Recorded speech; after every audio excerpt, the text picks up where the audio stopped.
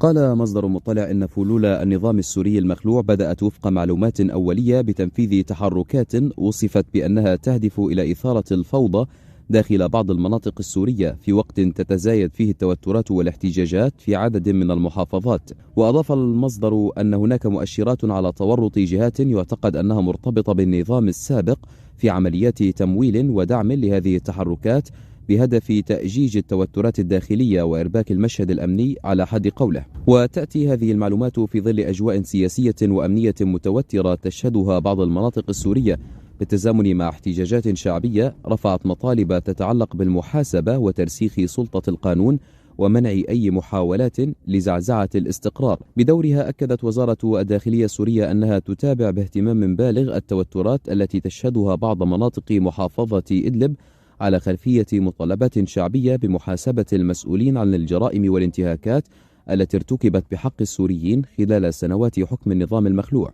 وقالت الوزارة في بيان إنها تتفهم مشاعر الغضب والألم التي خلفتها تلك الجرائم لدى الأهالي، مشددة على أن تحقيق العدالة ومحاسبة مرتكبي الجرائم والانتهاكات مسؤولية تتولاها الدولة عبر مؤسساتها المختصة. وأكدت وزارة الداخلية أن الدولة لن تتهاون بحق أي شخص يثبت تورطه في سفك الدماء أو ارتكاب انتهاكات بحق السوريين، مشيرة إلى أن الأجهزة الأمنية تواصل عملياتها لملاحقة المطلوبين والمتورطين في مختلف المحافظات. ودعت الوزارة المواطنين إلى التحلي بضبط النفس وعدم الانجرار إلى أي أعمال انتقامية أو اعتداءات خارج إطار القانون، مؤكدة أن هذه الممارسات لا تخدم مسار العدالة وتعرقل جهود ترسيخ الأمن والاستقرار. وناشدت الوزارة كل من يمتلك معلومات أو أدلة موثقة عن أشخاص متورطين في جرائم أو انتهاكات المبادرة إلى تقديمها إلى الجهات المختصة عبر القنوات الرسمية المعتمدة، مؤكدة أن ذلك يسهم في ملاحقة المطلوبين وتقديمهم إلى العدالة. وشددت وزارة الداخلية على أن حقوق الضحايا لن تضيع، وأن جميع القضايا والملفات الموثقة ستتابع وفق الأصول القانونية، بما يضمن محاسبة المسؤولين عن الجرائم وإنصاف المتضررين بعيدا عن الفوضى أو الثأر الفردي. ونظم أهالي عدة أحياء في حلب الشرقية مظاهرات ووقفات طالبوا خلالها بخروج فلول النظام السابق من المدينة، داعين السلطات إلى اتخاذ الإجراءات اللازمة بحق المتورطين في الانتهاكات والجرائم خلال سنوات الحرب ومحاسبتهم وفق القانون. وتوزعت المظاهرات على أحياء الأنصار والشعار والسكري وصلاح الدين، حيث تجمع مئات المواطنين ورفعوا شعارات تؤكد دعم مسار العدالة الانتقالية وتطالب بمحاسبة المتورطين من عناصر النظام السابق وفق الهتافات واللافتات التي رفعت خلال المظاهرات. كما شهدت مناطق عدة في محافظة إدلب مظاهرات مشابهة، حيث خرج أهالي مدن معرة النعمان وجسر الشاغور ومناطق أخرى في ريف المحافظة مطالبين بفرض سلطة الدولة وتحقيق العدالة ومحاسبة عناصر سابقين في صفوف قوات النظام السابق ممن يشتبه بتورطهم في انتهاكات وتطبيق مسار العدالة الانتقالية. واتهم بعض المتظاهرين الحكومة السورية بالتقصير في محاسبة المتورطين، مشيرين إلى أن بعضهم لا يزال يتنقل بين الأهالي رغم معرفة السكان بما ينسب إليهم من انتهاكات. كما أكدوا رفضهم أي محاولات لإعادة تدوير الشخصيات المتورطة في الانتهاكات أو منحها دورا جديدا في المشهد العام. ويأتي ذلك وسط جدل واسع على مواقع التواصل الاجتماعي بشأن ضرورة التمييز بين من أيدوا النظام السابق سياسيا وبين المتورطين في ارتكاب انتهاكات وجرائم بحق السوريين، مع تأكيد ناشطين أن أولوية المرحلة يجب أن تكون لمحاسبة المسؤولين عن الجرائم وفق مسار قانوني واضح. ويحذر آخرون من أن يتحول مطلب العدالة إلى عقاب جماعي أو موجة إيثار جديدة تطال فئات واسعة من السكان، بما يهدد بتعميق الانقسام بدل معالجته. وفي هذا السياق يؤكد ناشطون وحقوقيون الحاجة إلى عدالة انتقالية حقيقية تستند إلى مؤسسات قضائية مستقلة تحال إليها ملفات المتهمين بارتكاب الجرائم بما يضمن المحاسبة من دون فتح دورة جديدة من الانتقام والانقسام المجتمعي. ورفع متظاهرون شعارات تؤكد ضرورة عدم السماح بدخول من وصفوهم بفلول النظام إلى المحافظة والدعوة إلى نبذهم ومنع أي محاولات لإعادة دمج المتورطين في الجرائم والانتهاكات، مؤكدين تمسكهم بمبدأ المحاسبة وتحقيق العدالة للضحايا. وشهدت عدة مناطق في سوريا خلال الأيام الأخيرة موجة جديدة من الاحتجاجات الشعبية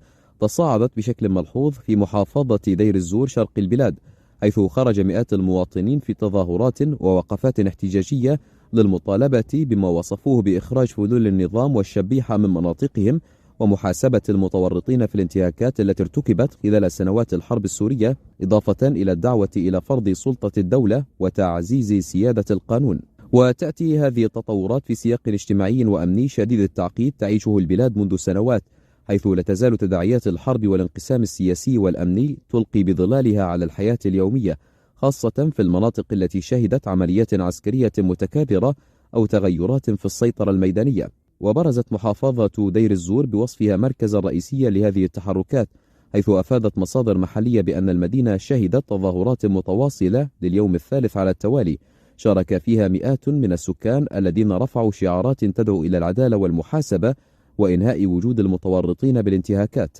وانطلقت أكبر التظاهرات من مسجد الفتح في حي القصور عقب صلاة الجمعة، حيث تجمع المحتجون في مشهد وصفه ناشطون بأنه من أكبر التحركات الشعبية في المدينة خلال الفترة الأخيرة. بعد التجمع الأولي تحركت الحشود باتجاه وسط المدينة وصولا إلى خيمة أطلق عليها المحتجون اسم اعتصام الكرامة، والتي نصبت عند دوار السبع بحرات، وأصبحت نقطة ارتكاز للحراك الاحتجاجي المتواصل منذ أيام. ويشير مشاركون في الحراك إلى أن الاعتصام لا يهدف فقط إلى التعبير عن الغضب الشعبي، بل يسعى أيضا إلى الضغط من أجل اتخاذ إجراءات قانونية واضحة بحق الأشخاص الذين يتهمهم السكان بالارتباط بانتهاكات سابقة أو بممارسات اعتبرت مسيئة خلال سنوات الصراع. وتركزت مطالب المحتجين في دير الزور ومناطق أخرى على محور أساسي يتمثل في تحقيق العدالة الانتقالية ومحاسبة المسؤولين عن الانتهاكات، سواء عبر القضاء المحلي أو من خلال آليات قانونية رسمية تضمن عدم الإفلات من العقاب. كما شدد المتظاهرون على ضرورة فرض سلطة الدولة باعتبارها الجهة الوحيدة القادرة على ضبط الأمن ومنع أي مظاهر للفوضى أو الانتقام الفردي، في إشارة إلى المخاوف من تحول الاحتجاجات إلى صدامات محلية أو عمليات تصفية حسابات. ويرى الناشطون أن هذه المطالب تعكس حالة من التراكم الاجتماعي الناتج عن سنوات الحرب، حيث تتداخل الاعتبارات الأمنية مع الانقسامات الاجتماعية والاقتصادية، ما يجعل مسألة العدالة واحدة من أكثر القضايا حساسية في المرحلة الراهنة. تأتي هذه الاحتجاجات في ظل وضع هاش تعيشه مناطق واسعة من سوريا، خاصة في الشرق والشمال الشرقي، حيث تتداخل السلطات المحلية مع قوى أمنية وعسكرية متعددة، إضافة إلى وجود شبكات نفوذ محلية تشكلت خلال سنوات الحرب. وفي دير الزور تحديدا التي كانت من أكثر المحافظات تضررا من الصراع، ما تزال آثار الدمار والنزوح وعدم الاستقرار الاقتصادي واضحة رغم عودة تدريجية لبعض السكان إلى مناطقهم، كما أن ملف المعتقلين والمفقودين والانتهاكات السابقة لا يزال حاضرا بقوة في الخطاب الشعبي، ما يغذي حالة الاحتقان الاجتماعي. ويؤكد مراقبون أن شعار فلول النظام والشبيحة الذي يرفعه المحتجون يعكس ليس فقط رفضا سياسيا، بل أيضا حالة غضب اجتماعي متراكم تجاه شخصيات محلية يعتقد أنها استفادت من سنوات الحرب أو تورطت في ممارسات قمعية. وعلى الرغم من الطابع السلمي الذي يضغى على التظاهرات حتى الآن، إلا أن هناك مخاوف من احتمالية تصاعد التوتر إذا لم تتم الاستجابة للمطالب أو إذا حدث احتكاك بين المحتجين والجهات المحلية أو الأمنية. ويحذر ناشطون حقوقيون من أن غياب آليات واضحة للعدالة الانتقالية قد يؤدي إلى استمرار دوائر الانتقام، ما قد يهدد الاستقرار الهش في المناطق التي تشهد هذه الاحتجاجات. في المقابل يرى آخرون أن استمرار الحراك بشكل سلمي ومنظم كما هو الحال في اعتصام الكرامة قد يشكل فرصة لإعادة طرح ملف العدالة على طاولة النقاش العام، ودفع السلطات إلى اتخاذ خطوات أكثر وضوحا في ملف المحاسبة. وتحمل خيمة اعتصام الكرامة في دير الزور بعدا رمزيا مهما بالنسبة للمشاركين في الحراك، إذ يعتبرها المحتجون مساحة تعبير مفتوحة عن مطالبهم ونقطة تجمع رئيسية للحفاظ على زخم الاحتجاجات. ويرى مشاركون أن اختيار اسم الكرامة يعكس رغبة في ربط المطالب السياسية والقانونية بمفهوم أوسع يتعلق بالحقوق الإنسانية والعدالة الاجتماعية، وليس فقط بالصراع على النفوذ أو تصفية الحسابات.